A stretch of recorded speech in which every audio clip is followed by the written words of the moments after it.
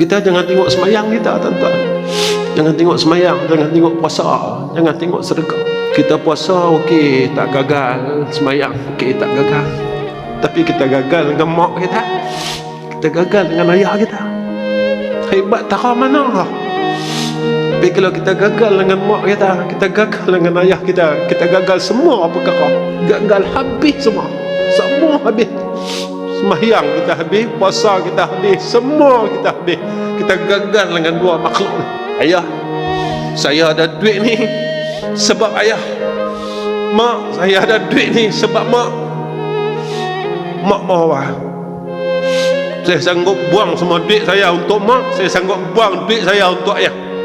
Jangan kita jadi anak yang gagal, tuan-tuan. Jangan, tolonglah. Tinggi mana ilmu kita, kalau kita gagal dengan mak dan ayah kita, kita gagal keseluruhannya. Maka contohilah Uwais Al-Qarni yang tidak didendangkan dan tidak dipedulikan oleh makhluk di bumi, tapi dicintai dan dikasihi oleh sekalian makhluk di langit.